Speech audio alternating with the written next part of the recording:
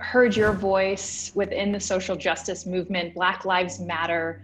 Why has this been so important to you? With everything that's gone on and you see everybody start to speak up and use their voice and just to talk, and it's just intended to like share my thoughts and opinions, and it's just continue to grow and continue to grow conversation.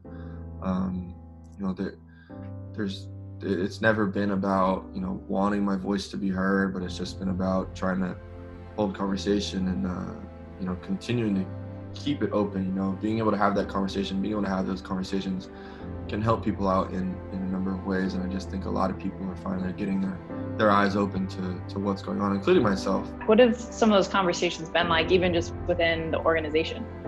Well, a lot of different things, and I want to give my thoughts and prayers to Officer Bohan's family, who was actually a police officer who was killed this past week in St. Louis. So I want to give my thoughts and prayers to his family.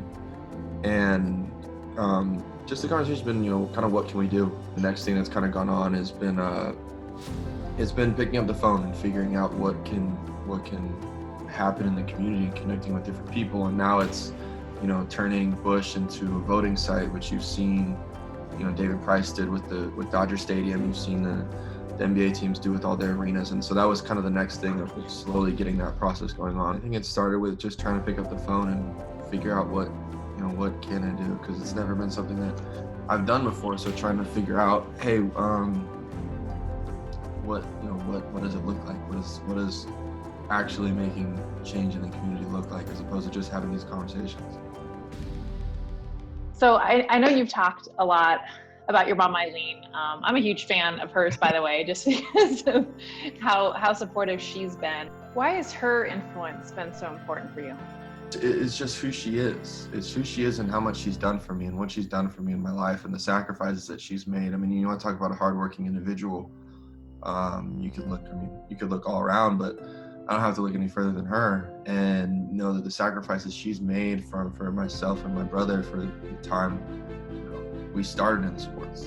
She never knew what it was going to lead to, and started on that very first Memorial Day weekend tournament that we got signed up for, and she was pissed because it was a 3-day weekend, and she was like, that's my, as a single parent, she's like, I wanted that 3-day weekend. And little did she know she wasn't going to have very many weekends available after that. Well, she's not just a fan of yours, and it's been talked about. You went to high school with Lucas Giolito and Max Fried, and Lucas with a no-hitter, and she's screaming. You posted that. Come on, G. Come on. Come on. Right now. Oh!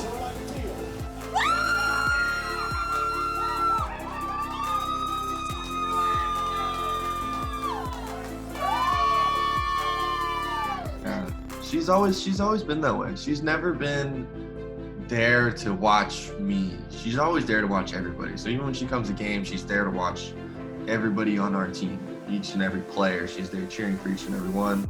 She wasn't the quiet parent who was just wait until I got up or did something good. She was cheering for everybody. And so when Lucas threw the no-hitter, it was no surprise that she was that she sent me that video, and she was screaming and just she was so happy for him.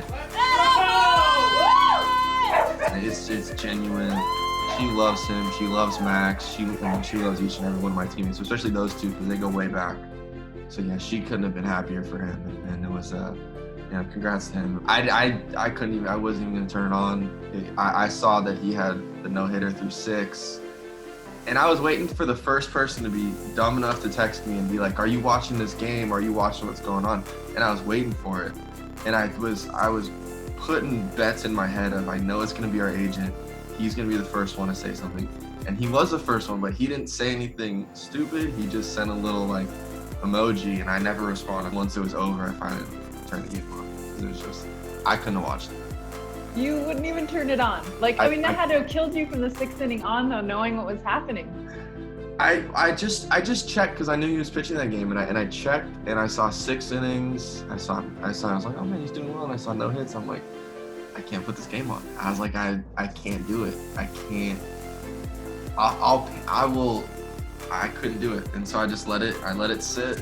I want to meet your mom one day. That's like on my bucket list now. Seriously, it's gonna happen. Yeah, absolutely. Yeah.